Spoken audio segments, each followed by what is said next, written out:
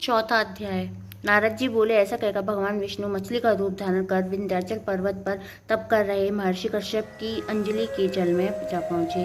महर्षि कश्यप ने दया करके उस पर अपने कर्ण कमंडल में रख लिया। जब उसने बड़ा रूप धारण किया तो उन्होंने उसे कुएं में डाल दिया।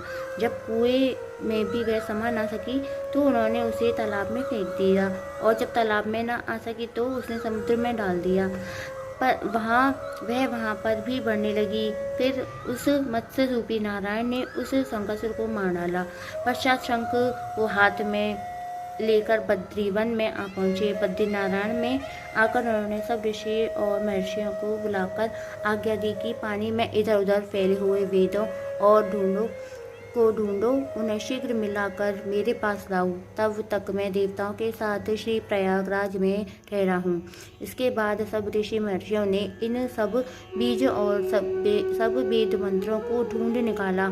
उन वेदों में से जो भाग जिस मनुष्य को मिला है वह उसी का हो गया। उस भाग को उसी दिन वह ही महर्षि कहलाई। सब वेदों को लेकर ऋषि महर्षि प्रयागराज में आए और उन्होंने यह सब भगवान विष्णु व ब्रह्मा जी को समर्पित कर दिए। ब्रह्मा जी के वेदों को पाकर बड़े प्रसन्न हुए। उन्होंने देवताओं और ऋषियों के साथ अश्वमेध यज्ञ किया। यज्ञ के अंत में देवता, गंधर्व, यक्ष, नाग भगवान विष्णु को दंडवत करके प्रार्थना करने लगे। देवताओं ने कहा, हे देव, हे जगन्नाथ, हे प्रभु, हमारी प्रार्थना सुनिए।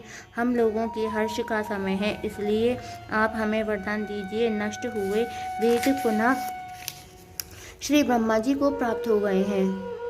लक्ष्मीपति, आपकी अनुकंपा से हम देवताओं को यज्ञ का भाग भी मिला है। यह स्थान आपके प्रसाद से आज पृथ्वी भर में सर्व प्रधान युक्त को बढ़ाने वाला, मुक्ति तथा भक्ति को प्रदान करने वाला हो।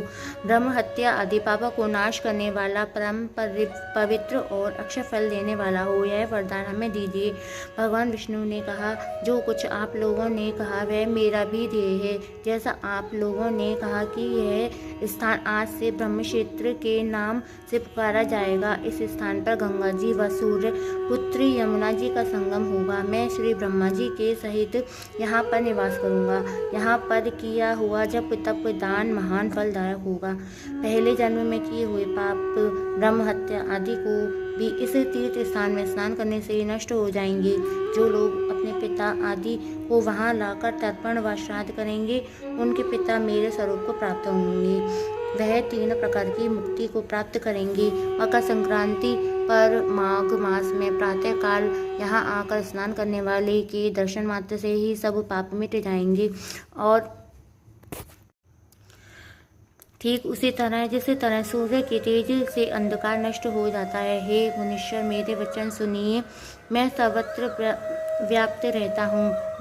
हुआ भी हमेशा बद्रीनारायण में निवास करता हूँ। सैकड़ों वर्षों तक किसी दूसरे स्थान पर तप करने का जो फल मिलता है वही यहाँ पर एक दिन में मिल जाएगा। जो मनुष्य मेरे उस स्थान पर बद्रिकाश्रम का दर्शन करेंगे वह जीवन मुक्त हो जाएंगे। उसके समस्त पाप नष्ट हो जाएंगे। सूत जी बोले, ऐसा कहकर भगवान विष्णु अंतर्ध्यान हो गए और देवतागण भी अपने अंशों को वहीं छोड़कर चले गए। जो मनुष्य कथा को श्रद्धा पूर्वक सुनते वह श्री प्रयागराज में बद्रिकाश्रम जाने व स्नान करने के समान फल प्राप्त करते हैं।